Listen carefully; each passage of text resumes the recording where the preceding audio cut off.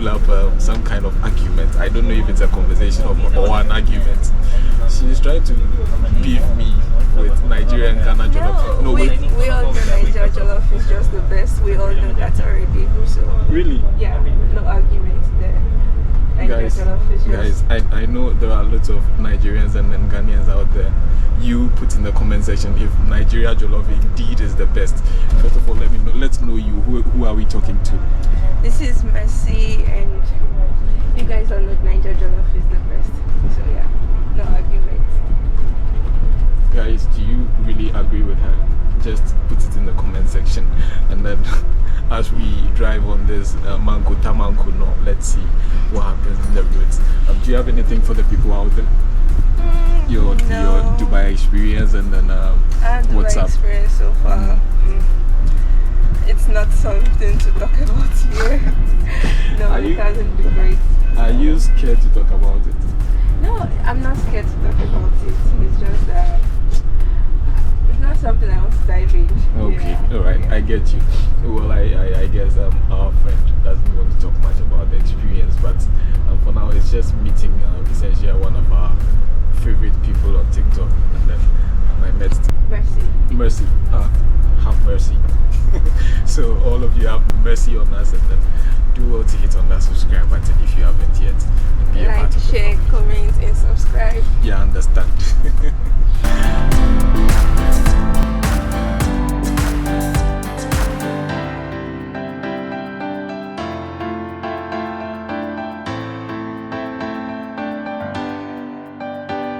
Mercy actually asked me how the experience here in UAE has been like.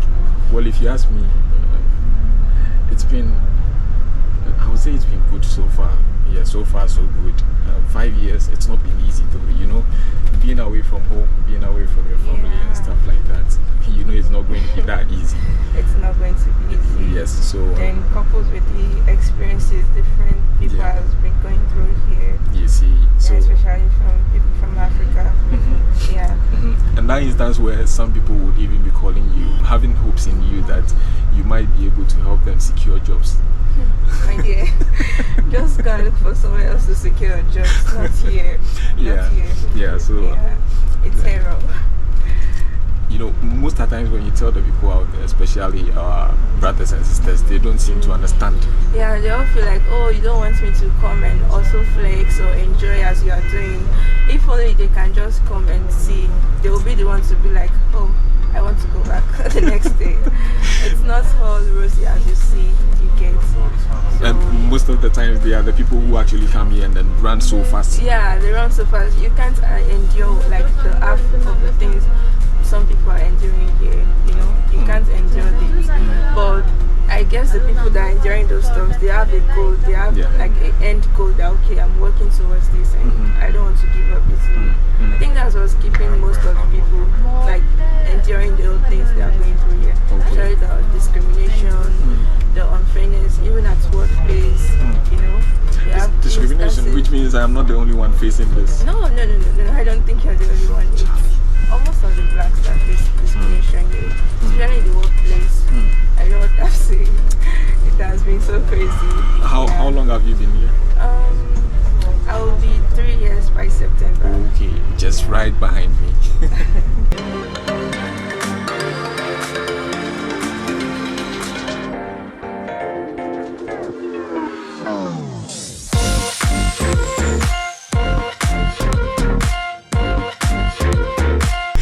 You know, one thing I actually promised myself to not to work for any other person when I hit some age, age. Actually, I'm turning 35 in April, and I promised myself after 35 years I don't want to be working for anybody. So regardless what happens, I just want to go back home. Okay. Moreover, I miss Ghana jollof. I beg, there's nothing to miss here, please. Just tell me something else. No, I sincerely, I miss Ghana That's jollof. why it's good to have an end goal, like, okay, I'm going to work for so years, save my money, go back home to like open up the business, or if you have an anti-work like barbing salon, hairdressing, or anything, like invest the money you've saved into that business, or you can just invest the money and go to another country. Yeah. This is deep. This place is error. This is deep. This is it's deep. pure error. It's error. If you say it's error, I still want to push you to that point where you tell me, why is it an error? Yeah, Don't if you don't want to talk about it, I'm cool with it. But why is it an error? Just to advise the people out there. It's my experience so far, especially in my work setting. I work as a waitress. Okay. And it doesn't be easy. They chop money. But I'm begging. I beg.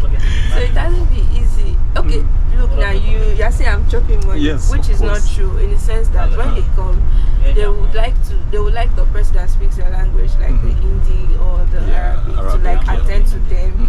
And even you as African, jumping up and down, wanting to attend to them, giving them the good customer service and everything, they won't give you any tip. That chop money part you get. But the person that is speaking their language, they will give that person something. Of course, because they understand them better. They understand them better, and the language thing of my brother is there. And you're black. Exactly. So that's the thing. And when you are working, the what's it called? The credit that is supposed to be given to you is not given to you because of that. They rather give to someone else.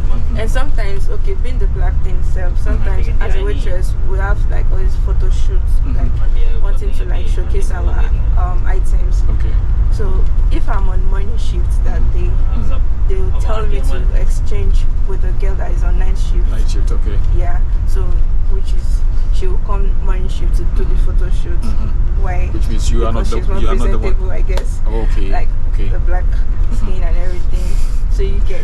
So it's just every day it's just different drama, thing altogether. situation altogether. Like why am I here and everything. But the end goal keeps pushing you. Get. Okay. So Okay. And also the fact that no matter how many years you spend here, you don't go save shishi. You won't save shishi unless you are very, very determined to. And apart from saving shishi, like how would I put it? You depend on company visa and everything. It's just crazy. That's why they treat you anyhow. Because without the company visa, obviously you don't have papers to stay here. Yeah. So long story short, it's just error. Okay, this also brings us to the point where most Africans actually come here and then be like, we need freelance visas. Do you advise people to take on these visas, like without skill? Especially without skill, I wouldn't advise anybody to take freelance visa. I mean, because even with the freelance visa, it's hard to like get jobs. You get, and you've spent money to process this visa also. And everything. So, and especially blacks. So it's very hard.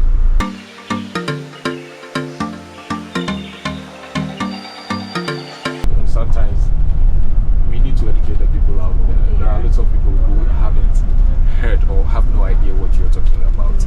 Yes, of course, we blame everything on the government. Okay, fine, they are at fault. But how about we also try to build companies for ourselves, try collaborating and then making things a lot much easier for us? Yeah, well, like I said, it all depends on the government still. You still blame it on him, on them. If they provided like good roads, good electricity supply, it will attract people to come and invest in the country, invest in building companies, which will thereby create jobs for the youth. And from there the youth can even like gather more courage or something or money, like to invest in their own business or buy shares and thereby expand to their families. You get. So it still depends on the government. Yeah. Well, from where I come from, it depends on the government. Yeah. So because even education, I understand. even the education, obviously we're not going to provide education for ourselves. So it's the government that's supposed to provide education. Okay, how about we force them to do what we want them to do for us, than leaving them to do what they want? Because to my knowledge, I think the education system back in Africa is still colonial, and it's archaic. They are old educational systems. Yeah, they are still set back. They don't even help the continent on its own. Like, we are a different caliber of people. We are a different set of humans altogether. Yes, that's the only way I can put it. We are a different set of humans altogether. We do things differently and we think in a different adapt to our own form of education system? Or you think this doesn't really sound? I don't think are you speaking of like the what's this called? The curriculum by which we Yes, have done? yes, the curriculum, yes. I don't know, from my own point in Nigeria, I don't think it's bad per se. You get, it's just we need good Okay, teachers. let me just put it this way. Like, imagine in Africa we learn about Christopher Columbus. Is it necessary? We draw a frog and name its parts. Is it necessary? No, okay. They tell you If it's draw that way, a it's not chicken, necessary. draw a chicken If and you teach name its people parts. like the real world, the real life experience, you get like the real how would I put this, the skills that will like enable you stand out in real life. Of That course. will enable you to like progress and expand, not unnecessary stuff you get. That's what I'm talking about. That's exactly what I'm talking about. If we could develop our own form or our own set of education, curriculum, we could do better. If they feel okay, like it's vocational schools that will make people like okay, get the skills and just start work right away, no problem. They should invest in more vocational schools that will teach you the skills, just like an apprenticeship you get, and you enter into the workforce equipped with up-to-date standards. You get, not you spending how many years in university, even before you graduate.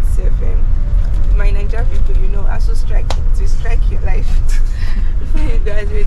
So after spending so much time going through the school, then graduating, no job, you know, instead of that, just invest in vocational schools that teach you skills to like set up your own business without waiting for someone else to come help you out. Come and help you out or something. We if are it always is electrician, you can set up your own electric shop or something. If it is like what's this called, driving, you can learn how to drive and open a driving school and register it or something. Vocational school, I just think vocational school is the best. It's the best for I don't Africa. know. Yeah, it's the best. It is the best. It is the best. Instead of going to uni or whatever. Okay, what